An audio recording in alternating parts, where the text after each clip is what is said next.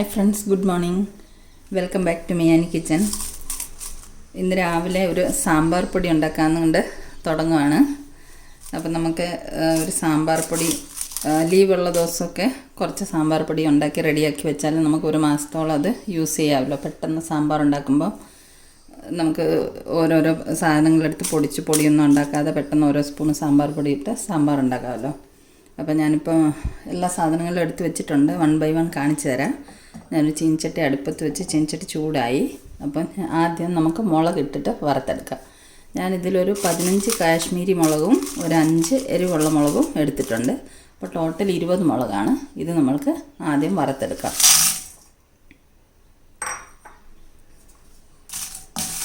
എല്ലാം ഡ്രൈ റോസ്റ്റാണ് ചെയ്യുന്നത്, എണ്ണയൊന്നും ഉപയോഗിക്കില്ല. അപ്പോൾ ആദ്യം നമുക്ക് മുളക് വറുത്തെടുക്കാം.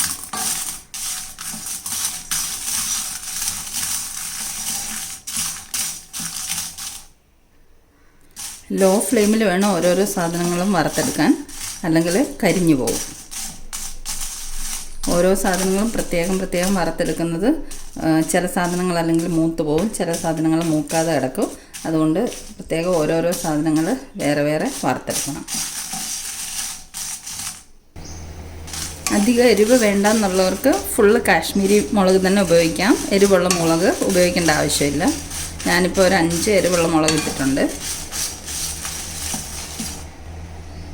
നമ്മുടെ മുളക് മൂത്ത് വന്നിട്ടുണ്ട്. ഇതുപോലെ ഒടിച്ചാൽ ഒടിയുന്ന പരുവത്തിന്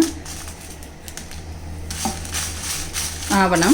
അപ്പോൾ ഈ മുളക് നമുക്ക് വേറൊരു പാത്രത്തിലേക്ക് മാറ്റാം, ഫ്ലെയിം ഓഫ് ചെയ്തിട്ട്.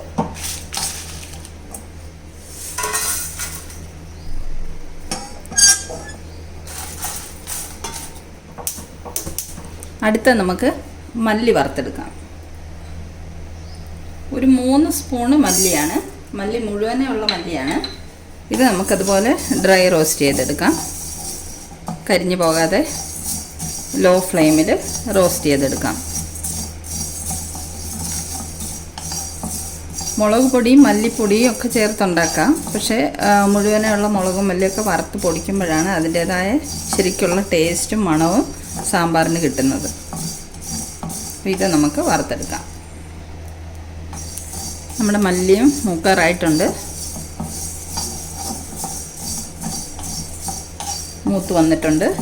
ഇതും നമുക്ക് മുളകിനകത്തേക്ക് ഇട്ട് കൊടുക്കാം.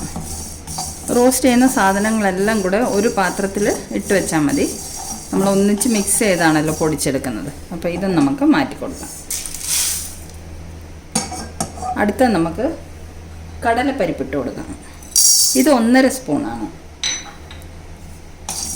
മല്ലി നമ്മൾ 3 സ്പൂണായിരുന്നു എടുത്തിരുന്നത്. കടലപ്പരിപ്പ് 1.5 സ്പൂണ്.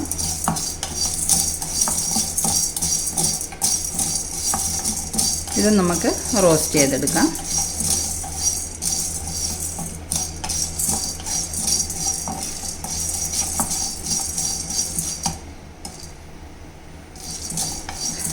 കടലപ്പരിപ്പ് ഒരു പാതി റോസ്റ്റ് ആകുമ്പോൾ നമുക്കതിലേക്ക് 1.5 സ്പൂൺ തോരപ്പരിപ്പും കൂടെ ഇട്ട് കൊടുക്കാം. രണ്ടും കൂടെ ഒന്നിച്ചിളക്കി റോസ്റ്റ് ചെയ്യാം.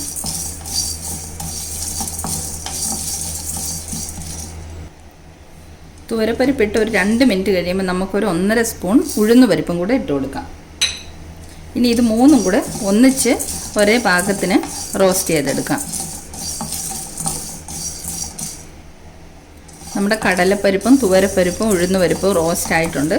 ഇതും നമുക്ക് ഇതിലേക്ക് ഇട്ട് വെക്കാം. മുളകും മല്ലിയൊക്കെ വറുത്തതിലേക്ക് മാറ്റിയിട്ട് വെക്കാം. ഇനി നമുക്ക് അരിയാണ് വറുത്തെടുക്കേണ്ടത്. ഒരു 1.5 സ്പൂൺ അരി വറുത്തെടുക്കാം. ഇത് മട്ട അരിയാണ്. ഇത് ഞാൻ കഴുകി തുണിയിലിട്ട് ഉണക്കി തുടച്ചെടുത്തതാണ്. മട്ടയരി ഇടുമ്പോൾ സാമ്പാറിന് ഒരു കളറൊക്കെ കുറച്ച് കൂടുതൽ കിട്ടും. വെളുത്തരി ഉപയോഗിക്കാം, ഏതരി ഉപയോഗിക്കാം. ഞാനിപ്പോൾ മട്ടയരി ഉള്ളതുകൊണ്ട് മട്ടയരി എടുത്തതാണ്. ഇതും കൂടെ നമുക്കൊന്ന് റോസ്റ്റ് ചെയ്തെടുക്കാം.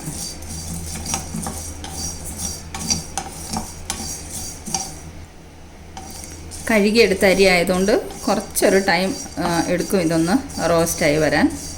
കഴുകാതിരുവന്നാൽ പെട്ടെന്ന് അരി പൊട്ടി വരും. അരി ഒന്ന് പൊട്ടി വരുന്നതാണ് ഇതിൻ്റെ പാകം. ഇതായത് കാണാൻ തോന്നുന്നു, പൊട്ടിയിട്ട് വെളുത്ത കളറിൽ വരുന്നതുണ്ടോ. ഇതാണ് ഇതിൻ്റെ പാകം. മുഴുവൻ അരി ഒന്ന് പൊട്ടി വരട്ടെ. അരി റോസ്റ്റ് ആയിട്ടുണ്ട്. ഇതും നമുക്ക് ഇതിലേക്ക് ഇട്ട് കൊടുക്കാം. അടുത്ത നമ്മൾ 1 സ്പൂണ് കുരുമുളകാണ് ഇടുന്നത്. 1 സ്പൂണ് മതി. കുരുമുളക് പൊടിയല്ല, മുഴുവനുള്ള കുരുമുളക് ഇടുന്നതാണ് നല്ലത്. ഇതും കൂടെ ഒന്ന് റോസ്റ്റ് ചെയ്തെടുക്കാം. കുരുമുളക് റോസ്റ്റ് ആയിട്ടുണ്ട്. ഇതും നമുക്ക് മാറ്റാം. ഇനി അടുത്തത് 1 സ്പൂണ് ഉലുവയാണ്. ഉലുവ നമുക്ക് റോസ്റ്റ് ചെയ്തെടുക്കാം. ഉലുവ പാതി റോസ്റ്റ് ആയിട്ടുണ്ട്. അതിലേക്ക് നമുക്ക് 1 സ്പൂണ് ജീരകം ഇട്ട് കൊടുക്കാം. ഉലുവയും ജീരകം കൂടെ ഒന്നിച്ചിടാൻ പാടില്ല. ഉലുവയ്ക്ക് കുറച്ച് സമയം എടുക്കും റോസ്റ്റ് ആവാൻ. ജീരകം പെട്ടെന്ന് റോസ്റ്റായി കിട്ടും.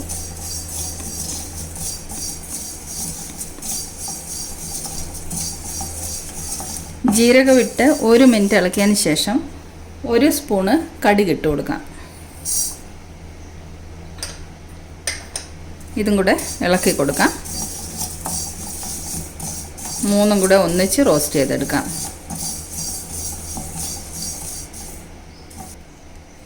ഇത് കടുക് പൊട്ടാൻ തുടങ്ങിയിട്ടുണ്ട്. കടുക് പൊട്ടി വരുന്നതാണ് അതിൻ്റെ പാകം. കടുക് പൊട്ടി കഴിയുമ്പോഴത്തേക്ക് ഇത് 3ഉം റോസ്റ്റ് ആവും. കടുക് ഓരോന്നായിട്ട് പൊട്ടുന്നുണ്ട്.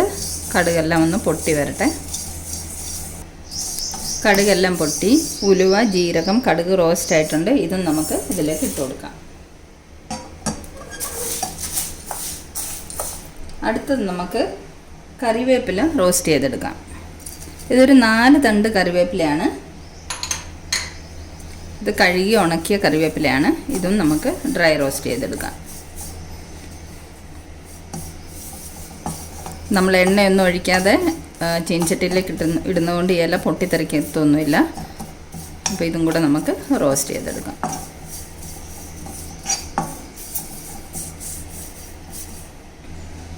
നമ്മുടെ കറിവേപ്പില റോസ്റ്റ് ആയിട്ടുണ്ട്.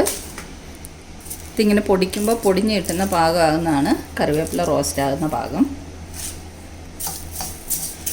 ഇതും നമുക്ക് മാറ്റാം ഒരു പാത്രത്തിലേക്ക്. എല്ലാം നമ്മൾ ഒന്നിച്ചാണ് ഇടുന്നത് കേട്ടോ. റോസ്റ്റ് ചെയ്ത സാധനങ്ങളെല്ലാം ഒരു പാത്രത്തിൽ ഒന്നിച്ചാണ് ഇട്ട് വെക്കുന്നത്. ഇനി അടുത്ത നമുക്ക് ഇതിന് മെയിനായിട്ട് വേണ്ട സാധനം കായം. ഇത് കട്ടക്കായമാണ്. കട്ടക്കായം ഞാനൊന്ന് പൊടിച്ചപ്പം കുറച്ചങ്ങ് ശരിക്കും പൊടിഞ്ഞു പോയി. കുറച്ചിങ്ങനെ കട്ടയായിട്ട് കിടക്കുന്നുണ്ട്. അപ്പോൾ നമുക്ക് പൊടിഞ്ഞത് ആദ്യം മാറ്റിയെടുക്കാം. ഇത് ഒരു കട്ടക്കായത്തിൻ്റെ ഒരു 1/4 ഭാഗത്തിലും കൂടുതൽ എടുത്തിട്ടുണ്ട്. എന്നാൽ ഹാഫ് ഇല്ല. ഇത് നമുക്കൊന്ന് റോസ്റ്റ് ചെയ്തെടുക്കാം. പൊടിയായിട്ട് വന്നതൊക്കെ ആദ്യം റോസ്റ്റായി വരുന്നുണ്ട്. അത് നമുക്ക് റോസ്റ്റ് ആകുന്നതിനെ മാറ്റിക്കൊണ്ടിരിക്കാം. അപ്പോൾ ഇതും കൂടെ ഒന്ന് റോസ്റ്റായി വരട്ടെ. ചെറിയ പീസസൊക്കെ റോസ്റ്റ് ആയിട്ടുണ്ട്. അത് നമുക്ക് ആദ്യം മാറ്റി കൊടുക്കാം.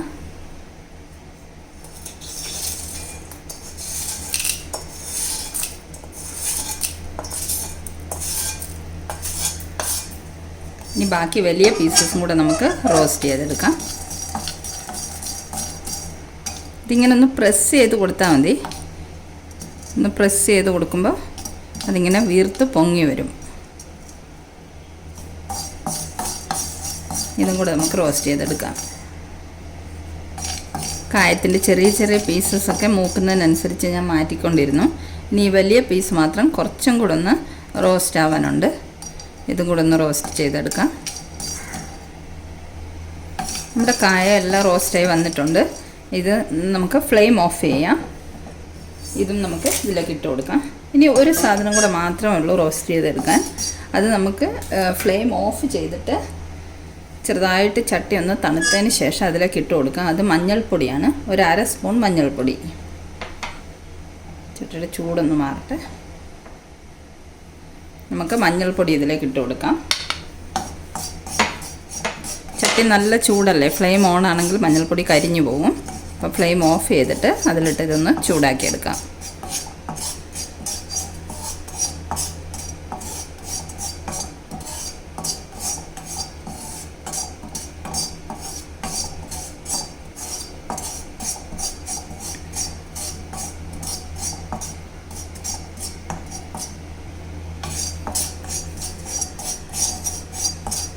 മഞ്ഞൾപ്പൊടി മൂത്തിട്ടുണ്ട്. ഇത് നമുക്കിതിലേക്ക് മിക്സ് ചെയ്ത് കൊടുക്കാം.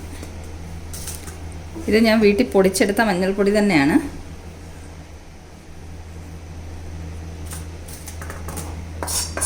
അപ്പം നമ്മുടെ എല്ലാ സാധനങ്ങളും റോസ്റ്റ് ചെയ്തെടുത്തിട്ടുണ്ട്.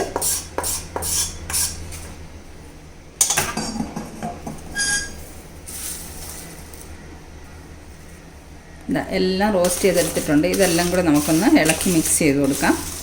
ഇതൊന്ന് തണുത്തിട്ട് വേണം നമുക്ക് മിക്സിയിലിട്ട് പൊടിച്ചെടുക്കാൻ വേണ്ടിയിട്ട്. അപ്പോൾ ഇത് നമുക്കൊരു 5 മിനിറ്റ് തണുക്കാൻ വെക്കാം. തണുത്തതിന് ശേഷം നമുക്കിത് മിക്സിയിലിട്ട് പൊടിച്ചെടുക്കാം. നമ്മൾ റോസ്റ്റ് ചെയ്ത് വെച്ച സാധനങ്ങളൊക്കെ തണുത്തിട്ടുണ്ട്. ഇനി നമുക്കിത് പൊടിച്ചു കൊണ്ടുവരാം. ഇത് ശരിക്കും പറഞ്ഞാൽ മിക്സിയിൽ ചെറിയ ജാറിലിട്ടാണ് പൊടിച്ചെടുക്കേണ്ടത്. അപ്പോഴേ നല്ലോണം പൊടിഞ്ഞ് കിട്ടുള്ളൂ. പക്ഷേ ഇത് കുറച്ച് കൂടുതലുള്ളതുകൊണ്ട് ഞാൻ ആദ്യം മിക്സിയിൽ വലിയ ജാറിലിട്ടൊന്ന് ക്രഷ് ചെയ്തെടുത്തിട്ട് പിന്നെ കുറേശ്ശായിട്ട് ചെറിയ ജാറിലിട്ട് പൊടിച്ചുകൊണ്ട് വരാം. അപ്പം നമുക്കിതെല്ലാം കൂടെ മിക്സിയുടെ ജാറിലേക്കിടാം. മിക്സിയുടെ ജാറ് നല്ല കഴുകി തുടച്ച് ഉണക്കി വെള്ളമയം ഇല്ലാത്ത ജാർ വേണം.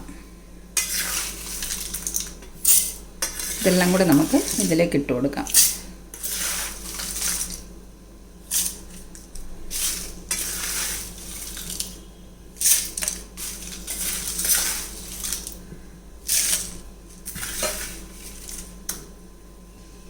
ഇതെല്ലാം കൂടെ ഒന്നിച്ച് ജാറിലേക്ക് ഇട്ടിട്ടുണ്ട്.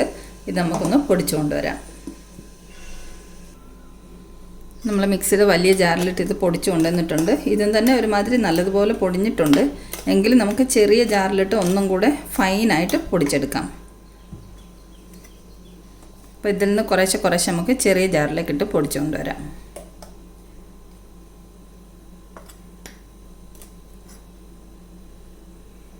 രണ്ടോ മൂന്നോ പ്രാവശ്യമായിട്ടിട്ട് പൊടിക്കേണ്ടി വരും.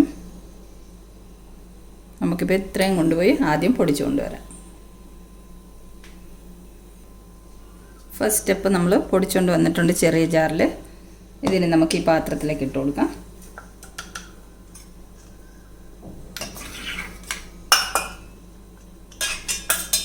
ഇപ്പം നല്ലതുപോലെ നല്ല ഫൈനായിട്ട് പൊടിഞ്ഞ് കിട്ടിയിട്ടുണ്ട്.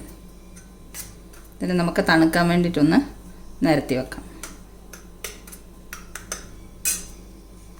ഇനി ബാക്കിയുള്ളതും കൂടെ നമുക്കിങ്ങനെ ചെറിയ ജാറിൽ പൊടിച്ചു കൊണ്ടുവരാം. നമ്മളിത് ഫുള്ള് ചെറിയ ജാറിലിട്ട് പൊടിച്ചു കൊണ്ടുവന്നിട്ടുണ്ട്. 3 ട്രിപ്പായിട്ടാണ് പൊടിച്ചെടുത്തത്. ഇതെല്ലാം കൂടെ നമുക്ക് ഈ പാത്രത്തിലേക്ക് ഇട്ട് കൊടുക്കാം.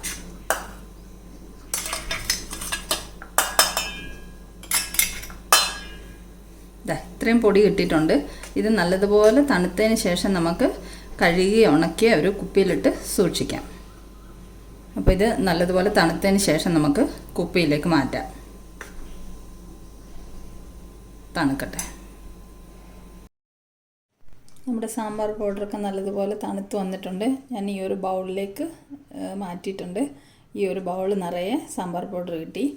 അപ്പോൾ ഇതിന് ഒരു കുപ്പി നല്ലതുപോലെ കഴുകി ഉണക്കി തുടച്ച് വെച്ചിട്ടുണ്ട്. ഇതിലേക്ക് നമുക്ക് കുപ്പിയിലേക്ക് നിറച്ച് സൂക്ഷിച്ച് വെക്കാം. ഇത് 1 മാസത്തോളമൊക്കെ നമുക്ക് വെളിയിൽ തന്നെ വെച്ച് ഇത് യൂസ് ചെയ്യാം. കൂടുതൽ നാൾ വെച്ചേക്കാനുള്ളതാണെങ്കിൽ മാത്രം ഫ്രിഡ്ജിൽ സൂക്ഷിച്ചാൽ മതി. പിന്നെ ചില സ്ഥലങ്ങളിലൊക്കെ തേങ്ങ വറുത്തരച്ച് സാമ്പാർ ഉണ്ടാക്കുമല്ലോ. അപ്പം തേങ്ങ വേണ്ടവർ ഈ പൊടി ഇട്ടതിന് ശേഷം ആവശ്യത്തിനുള്ള തേങ്ങ മാത്രം വറുത്തരച്ച് ചേർത്താൽ മതി. അപ്പോൾ അങ്ങനെയും സാമ്പാർ ഉണ്ടാക്കാം.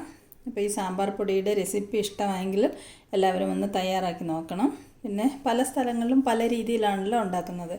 അപ്പം ആർക്കെങ്കിലും വേറെ എന്തെങ്കിലും ഇതിൽ മാറ്റം വരുത്തണമെന്നുണ്ടെങ്കിൽ കമൻറ്റിലൂടെ പറയണേ. ഇതിപ്പോൾ എൻ്റെ ഒരു രീതിയിലാണ് ഞാൻ ഈ സാമ്പാർ പൊടി തയ്യാറാക്കിയിരിക്കുന്നത്. അപ്പം വീഡിയോ കണ്ട് ഇഷ്ടമാവുകയാണെങ്കിൽ ലൈക്ക് ചെയ്യാനും ഷെയർ ചെയ്യാനും സബ്സ്ക്രൈബ് ചെയ്യാനും മറക്കല്ലേ. വീണ്ടും നമുക്ക് മറ്റൊരു റെസിപ്പിയുമായി കാണാം. Thank you so much for watching the video.